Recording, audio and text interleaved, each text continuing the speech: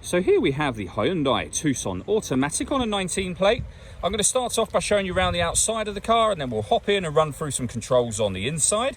But from the outside, you can see it's a 5-door car with alloy wheels and tinted windows. Let's start off inside the boot and then work our way around the rest of the car from there. As we approach the boot, you can see we have reversing sensors. This car's also got a reversing camera, plenty of boot space as well, along with that 60/40 split folding rear seat, should you wish to increase this space even further. And then underneath this tray section, a space saver spare wheel. Okay, so we're just going to work our way back round to the front of the car, and then we'll hop in and run through some controls on the inside. But now that we've done a full circle of it, you can see it's in excellent condition the whole way round. Just briefly before we climb in, I think it's well worth seeing the interior from this exterior point of view.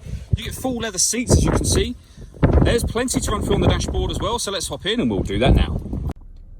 Okay, now that we're inside the car, we're going to start with the dials. On the left-hand side, we have the rev counter, and on the right-hand side, the speedometer and fuel gauge. In the middle, you can see the total miles for this car, which are 2,281. Above that, we have a digital readout for the speedometer. You can change the information that's displayed there by using buttons on the steering wheel. So we're on the kind of driver data menu at the moment, but there are other menus available as well. So navigation, lane departure warning, and then user settings, and then back round to the beginning again. And you can leave it on any of those pieces of information that you wish to. If we back out to the steering wheel, the buttons I was just using a moment ago are here. We've also got cruise control and speed limiter over that side. On the left-hand side, we have stereo controls and phone controls, including voice activation for your phone just there.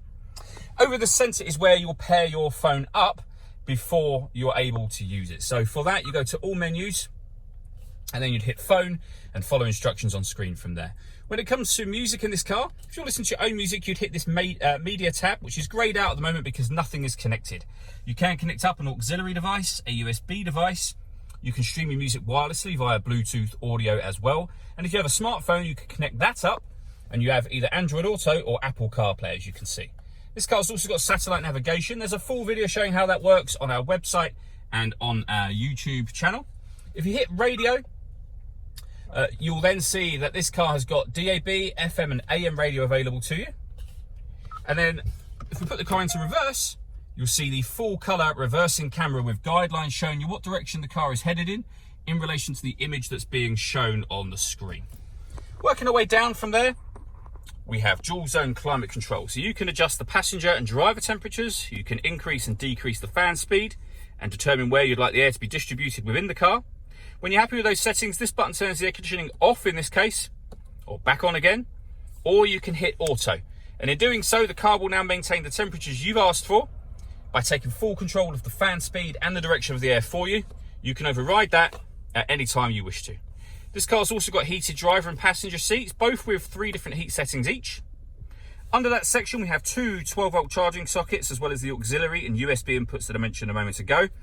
This pad here acts as a wireless charging pad. So if your phone is able to charge wirelessly, pop it on there, it will start to charge, and there'll be a little light that comes on in here just to let you know that that is happening.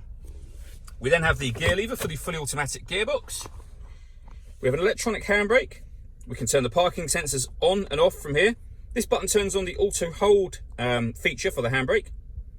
You can turn the stop and start off. This car is designed to cut out when it's stationary in traffic to save you fuel. That system is now off. And these 2 buttons, starting with this one, I'll show you up here. So the car is now in sport mode, or you've turned sport mode off. And you can see that there. And the other button turns the downhill brake control on and off again. All that leaves me to say is thank you for taking the time to watch this video. If you'd like to come and see the car for yourself and have a test drive, please feel free to call any of our MJA sites. We'd love to hear from you soon.